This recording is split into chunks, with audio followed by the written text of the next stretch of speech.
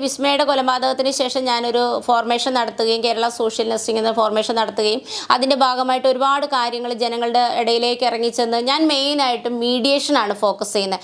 കാരണം പ്രധാനപ്പെട്ട 85% കേസുകളും മീഡിയേഷൻ നടത്തി അമിക്കബിൾ സെറ്റിൽമെൻറ്റിലേക്ക് എത്താൻ പറ്റുന്ന കേസുകളാണ്. അതിനെയാണ് കോടതി മുറികളിൽ ഇങ്ങനെ നമ്മുടെ നിയമ പ്രൊസീജിയറിലൂടെ കടത്തി വിട്ടുകൊണ്ട് ഡ്രാഗ് ചെയ്ത്, കാരണം കോടതി വരാന്ത, കോടതി മുറികൾ എന്ന് പറയുന്ന ഏറ്റവും വലിയൊരു തടവറയാണ് ജനങ്ങൾക്ക്. ഒരു വ്യക്തിക്ക് കിട്ടാവുന്ന അവൻ്റെ ജീവിതകാലത്ത് കിട്ടാവുന്നതിന് ഏറ്റവും വലിയൊരു തടവറയാണ് ഈ കോടതി വരാന്ത എന്ന് പറയുന്നത്. അവരുടെ ജീവിതം അവിടെ ഹോമിക്കപ്പെടുകയാണ്. അത് തിരിച്ചറിഞ്ഞുകൊണ്ട് തന്നെ ഞാൻ ഇങ്ങനെ ഒരു സംഘടന ഇടുകയും മീഡിയേഷൻ ഫോക്കസ് ചെയ്യുകയും ചെയ്തുകൊണ്ടിരിക്കുന്നത്.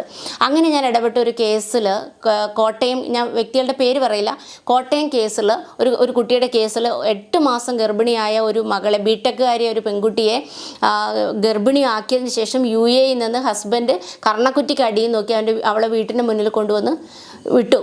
പിന്നെ ഇവനെ കാണാനില്ല. 101 പവൻ കൊടുത്ത് കല്യാണം കഴിച്ചു. 101 പവൻ അവൾക്ക് ഗിഫ്റ്റായിട്ട് കൊടുത്തു. ആ ഗിഫ്റ്റ്, ആ കല്യാണം കഴിച്ച ആ വീട്ടിൽ കാലുകുത്തി അന്ന് തന്നെ ഇവരുടെ വീട് ജപ്തിയായിരുന്നു. ആ ജപ്തിക്ക് വേണ്ടി അമ്മായിയമ്മ എടുത്തു മാറ്റി കളഞ്ഞു.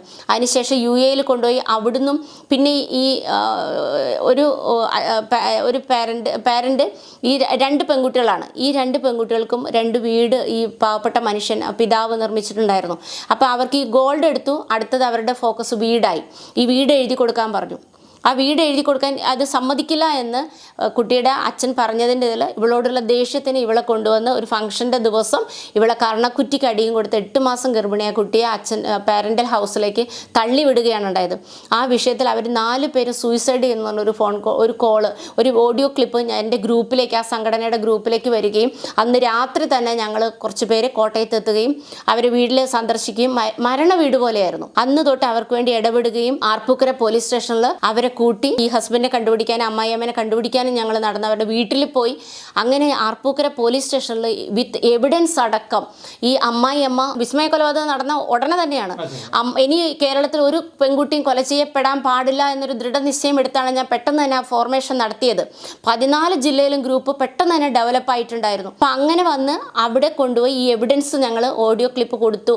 ഇങ്ങനെ ശ്രീധരൻ ചോദിക്കുന്നു എന്ന് പറഞ്ഞിട്ട് കൊടുത്തിട്ട് ആർപ്പൂക്കര പോലീസ് സ്റ്റേഷനിൽ കൊടുത്തിട്ട് പോലും അവിടെ ഓപ്പോസിറ്റ് ഇവരുടെ ഭാഗത്ത് ഒരു ക്രിമിനൽ ലോയറും അവരുടെ വൈഫ് ലോയറും കൂടി വന്ന് ഇവരെ ഈ പോലീസ് സ്റ്റേഷൻ്റെ ബാക്ക് സൈഡ് ഡോർ തുറന്ന് ഈ പ്രതികളെ രക്ഷപ്പെടുത്തി വിടുകയുണ്ടായത്.